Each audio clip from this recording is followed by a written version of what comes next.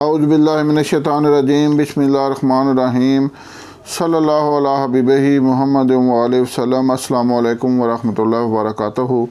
امید ہے کہ آپ حضرات خیریت سے ہوں گے۔ آج آپ کو جو مضمون سنا رہا ہوں، پیش کر رہا ہوں آپ کی خدمت میں، وہ ہے حضرت بلال حبشی رضی اللہ تعالیٰ عنہ کا اسلام اور مصائب۔ حضرت بلال حبشی رضی اللہ تعالیٰ عنہ مشہور صحابی ہیں جو مسجد نبوی کے ہمیشہ مؤذن رہے۔ شروع میں ایک کافر کے غلام تھے، اسلام لے آئے جس کی وجہ سے طرح طرح کی تکلیفیں دیے جاتے تھے۔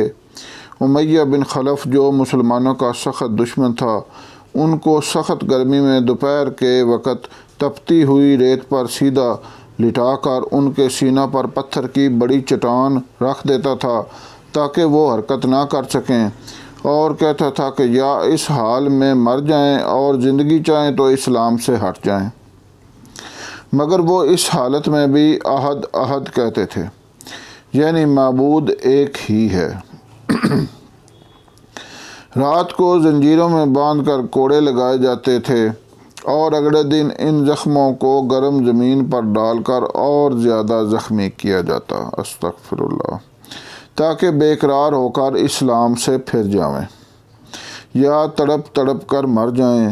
عذاب دینے والے اکتا جاتے، کبھی ابو جہل کا نمبر آتا، کبھی امیہ بن خلف کا، کبھی اوروں کا، اور ہر شخص اس کی کوشش کرتا کہ تکلیف دینے میں زور ختم کر دے۔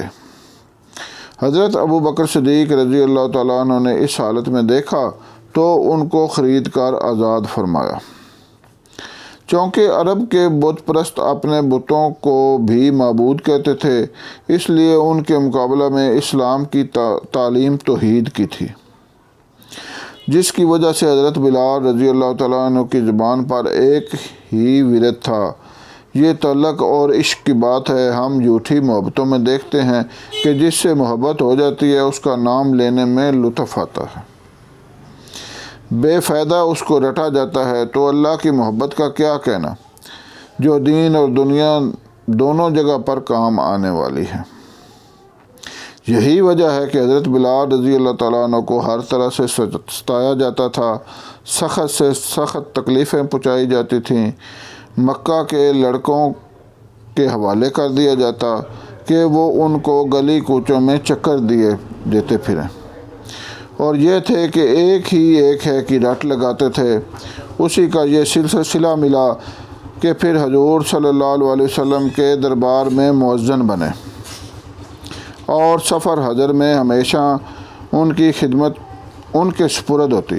حضور صلی اللہ علیہ وسلم کے وصال کے بعد مدینہ طیبہ میں رہنا اور حضور صلی اللہ علیہ وسلم کی جگہ کو خالی دیکھنا مشکل ہو گیا، اس لیے ارادہ کیا کہ اپنی زندگی کے بقیہ دن جہاد میں گزاروں۔ اس لیے جہاد میں شرکت کی نیت سے چل دیے۔ ایک عرصہ تک مدینہ منورہ لوٹ کر نہیں آئے۔ ایک مرتبہ حضور صلی اللہ علیہ وسلم کی خواب میں زیارت ہوئی۔ حضور صلی اللہ علیہ وسلم نے فرمایا، بلال یہ کیا ظلم ہے، ہمارے پاس کبھی نہیں آتے، تو آنکھ کھلنے پر مدینہ طیبہ حاضر ہوئے۔ حضرت حسن حسین نے اذان کی فرمائش کی۔ لاڈلوں کی فرمائش ایسی نہیں تھی کہ انکار کی گنجائش ہوتی۔ اذان کہنا شروع کی اور مدینہ میں حضور صلی اللہ علیہ وسلم کے زمانہ کی اذان کانوں میں پڑی تو کوہرام مچ گیا۔ عورتیں تک روتی ہوئی گھر سے نکل پڑیں۔ چند روز قیام کے بعد واپس ہوئے اور دمشق میں وصال ہوا۔ سبحان اللہ! دیکھیں حضرت بلال حبشی رضی اللہ تعالیٰ عنہ نے دین کے سلسلہ میں، دین قبول اسلام کے سلسلہ میں کتنی تکلیفیں برداشت کی۔